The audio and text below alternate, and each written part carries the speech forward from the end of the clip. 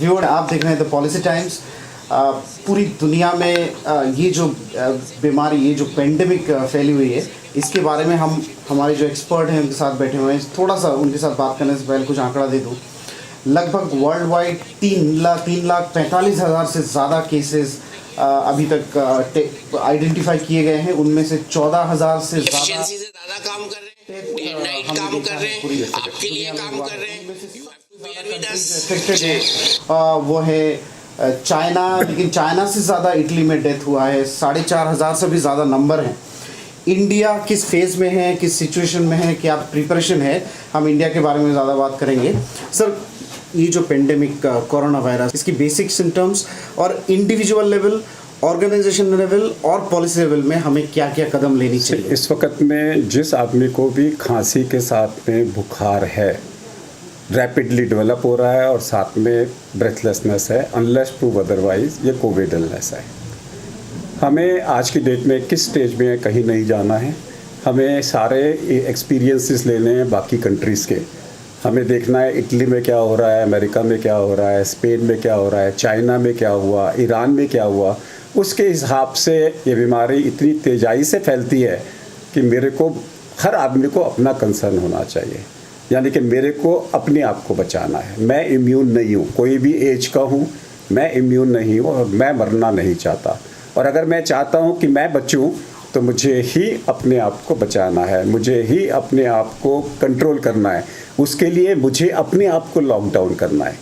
Narendra Modi ji country को lockdown करते रहें, लेकिन अगर मैंने अपने आप को लॉकडाउन नहीं किया तो उनकी सारी एफर्ट फेल हो जाएंगे। मेरा लॉकडाउन का मतलब क्या है? नवरात्रे आ रहे हैं तो मैं नवरात्रों की लैंग्वेज में सिखाता हूँ आपको। 25 तारीख से नवरात्रे हैं कि लक्ष्मण रेखा थी, ऐसे ही 6 फुट बाय 6 फुट की मेरी लक्ष्मण रेखा है। इस लक्ष्मण रेखा में मैंने अपने वायरस को अंदर घुसने नहीं देना। वायरस अपने आप तो आ नहीं सकता, उसके ना पैर हैं ना उसके पंख हैं, वो तो आ नहीं सकता। वो तो किसी के माध्यम से ही आएगा, और किसी के माध्यम से आएगा तो कोई आदमी लेके आएगा। तो जो भी आदमी, मनुष्य अगर मेरे 6 फीट बाय 6 फीट के एरिया में आ रहा है, वो विजिटर है, वो अतिथि है। अतिथि देवो भवा। सबसे पहले हम उसके पैर धुलवाते हैं, हाथ धुलवाते हैं, मुंह धुलवाते हैं, उसे नमस्कार करते हैं और सामने बिठाते हैं, आसन पे बिठाते हैं। वही आप करिए। आपका आसन 6 फुट दूर है, 6 फुट दूर से फेस टू फेस के बदले फेस टू साइड बात करिए उससे। अगर वो हाथ धो के आया है, पैर धो के आया, आपको इन्फेक्शन नहीं देगा। आपने अपने 6 फुट के चारों तरफ के अंदर में आपने साफ़ कर लिया, 0.1% ब्लीचिंग पाउडर से अपना सारा का सारा एरिया साफ़ कर लिया, तो आप बिल्कुल सुरक्षित हैं। अगर आप उस 6 फीट के एरिया में अखबार बुलाएंगे, आप सामान मंगवाएंगे, तो उसको डिसइंफेक्ट करना है पहला।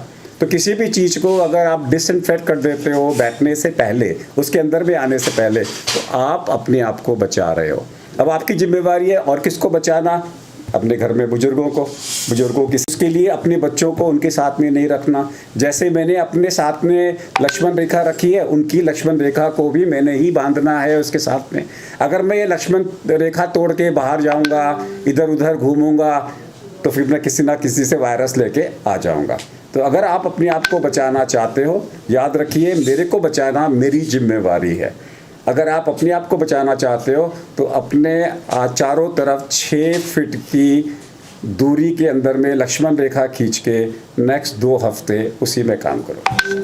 सर, दुनिया की अलग अलग कंट्री ने इसको इस पे एक्सपीरियंस हुआ, उन्होंने केसेस को सक्सेसफुली, और अभी भी कुछ कंट्रीज उसमें लड़ रहे हैं। दुनिया की बेस्ट प्रैक्टिसेस और उनके एक्सपीरियंसेस क्या क्या रहा आपके हिसाब से, जो हम हमारे देश के लिए हम उसको अडॉप्ट कर सकते हैं? Early diagnosis was done by South Korea. Test Bharat ने उसको फॉलो नहीं किया। भारत ने फॉलो किया सिम्टोमेटिक केसेस के अंदर में। ये भारत की पॉलिसी है। भारत ने कंपैरेटिवली अर्ली लॉकडाउन किया है कंपेयर टू चाइना। चाइना में भी 20 दिन के बाद किया था। और कोरिया में, ईरान में, इटली में जो लॉकडाउन हुआ थोड़ा लेट हुआ। लेकिन भारत का भी ये लेट है कि नहीं है, ये समय बताएगा, क्योंकि 22 तारीख से जो हमने लॉकडाउन किया है, इसका असर हमारे को 27 तारीख से नज़र आएगा। अगर 27, 28, 29 को हमारे केस कम आते हैं और 4-5 अप्रैल को हमारी डेथ्स कम होती हैं, then we will say our lockdown is successful. क्योंकि सिम्टम्स आने में 5 दिन लगते हैं, मरने में 14 दिन लगते हैं। तो 14 दिन के बाद में मरना कम होगा और 5 दिन के बाद में सिम्टम्स आने कम होंगे। यही सब लोगों को लेके चलना है। तो ये लोग घबराएं नहीं। अगर कल परसों तरसों में ज़्यादा केसेस होते हैं तो ये नहीं बोलेंगे कि लॉकडाउन फेल हो गया। कल परसों में ज़्यादा डेथ्स हो जाती हैं तो इसका मतलब ये नहीं है कि लॉकडाउन फेल हो गया। लॉकडाउन तो बहुत ही बेसिक स्टेप है, ये तो करना ही करना है। इसके अलावा तो personal lockdown, forget about the बाहर के लॉकडाउन को भूल जाओ। मुझे तो अपना लॉकडाउन करना है। अगर मैं पर्सनल लॉकडाउन नहीं कर रहा तो मैं अपने आप को मार रहा हूँ। ये तो हर आदमी ने सोचना है ना कि मुझे अपना लॉकडाउन करना है।